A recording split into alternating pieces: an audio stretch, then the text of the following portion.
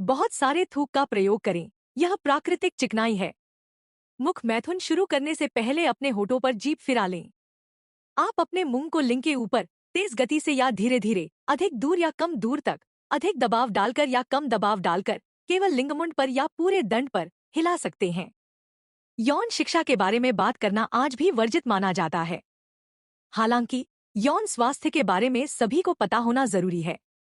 यौन शिक्षा एक व्यक्ति को जिम्मेदारियों, यौन गतिविधि, सही उम्र, प्रजनन क्षमता, जन्म नियंत्रण, सेक्स परहेज आदि के बारे में सिखाती है। आजकल लोग स्कूलों और सार्वजनिक कार्यक्रमों के माध्यम से यौन स्वास्थ्य के बारे में जागरूकता प्राप्त कर रहे हैं। अगर पुराने जमाने की बात करें तो उस समय इन बातों पर ज्यादा ध्यान नहीं दिया जाता था। साथ ही शादी से पहले इस बारे में बात करना भी किसी को पसंद नहीं था। अगर कोई इस बारे में बात करना चाहता था तो उसे समाज द्वारा गलत माना जाता था।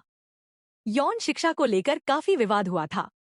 लेकिन आज हर कोई अपनी सेहत के लिए जिम्मेदार हो गया है, इसलिए खुद को जागरूक रखते हैं। गांवों और शहरों की महिलाओं और पुरुषों को यौन स्वास्थ्य के बारे में शिक्षित किया जा रहा है ताकि HIV/AIDS जैसे यौन रोगों और संक्रमणों को रोका जा सके। यौन संचारित रोगों और किसी भी अवांछित गर्भावस्था के जोखिम को रोकने के लिए बच्चों और किशोरों को यौन शिक्षा प्राप्त करनी चाहिए। इस लेख में हम यौन शिक्षा और यौन स्वास्थ्य के बारे में विस्तार से बताने वाले हैं। यौन स्वास्थ्य क्या है? यौन स्वास्थ्य किसी की कामुकता से संबंधित मानसिक, भावनात्मक, शारीरिक और सामाजिक कल्याण की स्थिति है। यह केवल किसी बीमारी या विकार की अनुपस्थिति का संकेत नहीं देता है।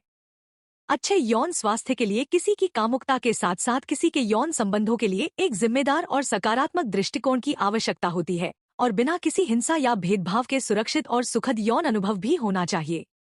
इसे निम्नलिखित उपशीर्षकों के तहत आगे समझाया जा सकता है। महिलाओं का यौन स्वास्थ्य। महिलाओं को अपने यौन स्वास्थ्य के बारे में शिक्षित करने की आवश्यकता है और उन्हें अपने यौन अंगों के बारे में भी जागरूक होना चाहिए। योनि महिलाओं के जननांग का भीतरी भाग होता है। यह गर्भाशय से जुड़ा रहता है और यहाँ संभोग होता है।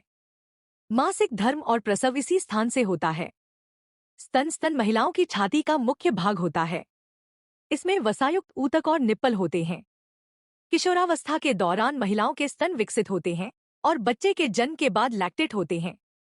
एक महिला की तुलना में एक पुरुष की छाती कम विकसित होती है। गर्भाशय महिला के पेट के निचले हिस्से में स्थित होता है। इसमें नाशपाती का आकार और बंद मुट्ठी के आकार का होता है।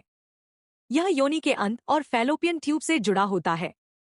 इस स्थान पर भ्रूण का विकास होता है।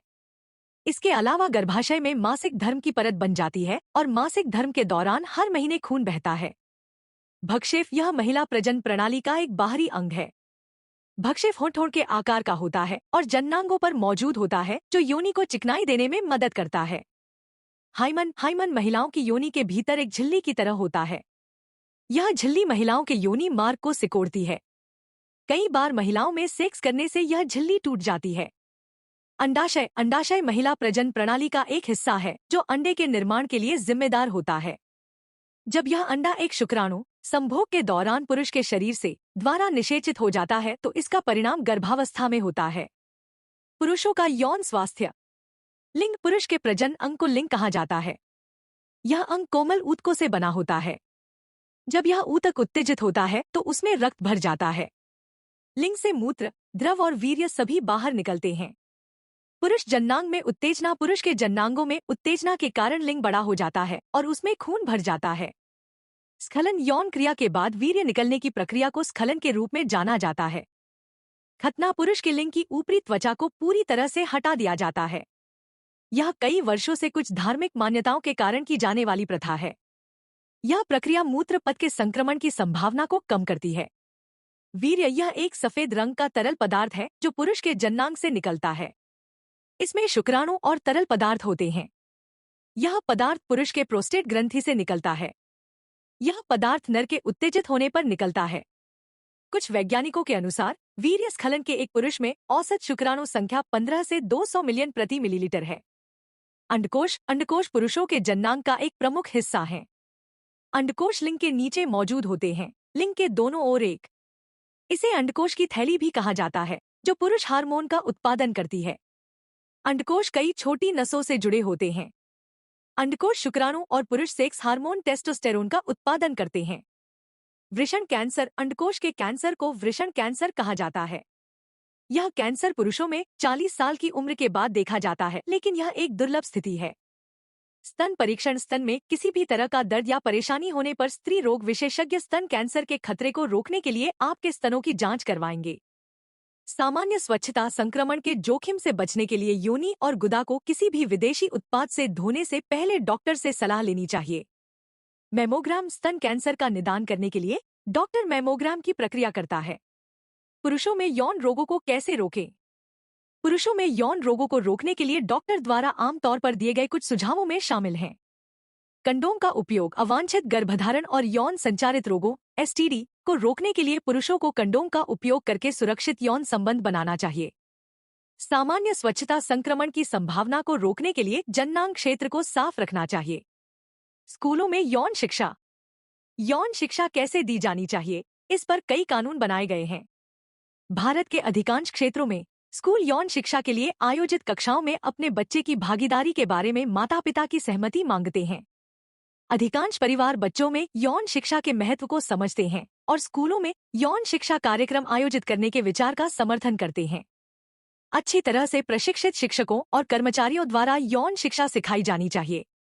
स्कूल यौन शिक्षा की कक्षाएं संचालित करने के लिए सेक्स काउंसलर भी बुला सकता है। यौन शिक्षा के विषय पर बच्चों के लिए आयु उपयुक्त और आकर्षक तरीके से चर्चा की जानी चाहिए। कार्यक्रम में छात्रों के सभी सेक्स संबंधी प्रश्नों को हल करने के लिए प्रश्नोत्तर सत्र शामिल होना चाहिए।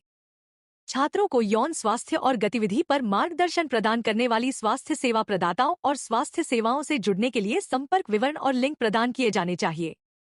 कार्यक्रम में प्रजनन अंगों और सामान्य यौन स्वास्थ्य के बारे में तथ्यात्मक विवरण शामिल होना चाहिए।